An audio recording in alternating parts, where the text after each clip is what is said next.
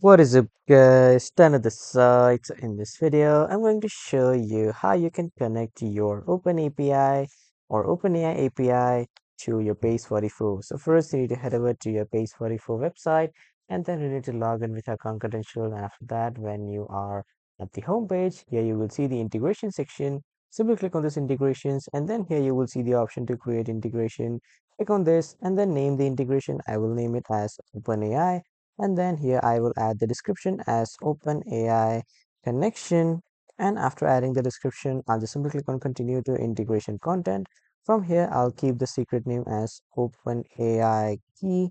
And after that, here I need to paste the API key. So to get the API key, you need to open platform.openai.com/API-keys. And from here, you need to click on create new secret key. You need to name the key. I'll go with key 123, and after that I'll click on create secret key. Here, as you can see, my secret key will be created, is created successfully. I'll just simply click on copy, and then I'll come back to base44, paste my secret key, and then click on add API key. And from here in the implementation guide, I will again paste my key, and I will click on save integration. So this is how you can connect your OpenAI to your base44. That was all for this video, everyone. Thank you for watching.